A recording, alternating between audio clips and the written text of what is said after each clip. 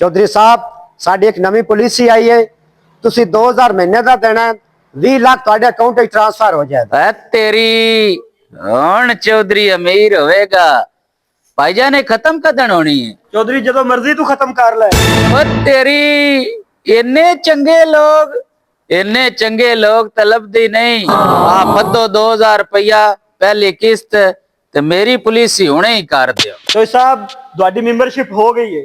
यार मेरा दिल कर रहा है कि मेरी पॉलिसी हुणे ही खत्म कर दे।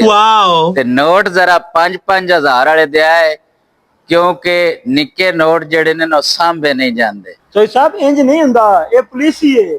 चौधरी साहब इनके वास्ते ਤੁਹਾਨੂੰ मरना पौना है।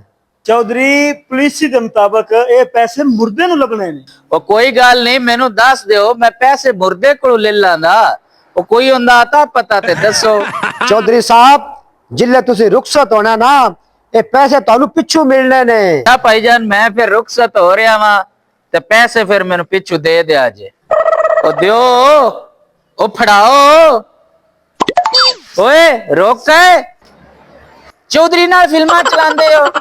और चौधरी ये फिल्म नहीं, इनके वास्ते मरना पौना है। ओए मेरा डेरेदारी दा मसला ना हुंदा ते ये भी कुर्बानी मैं आप ही दे लेंदा।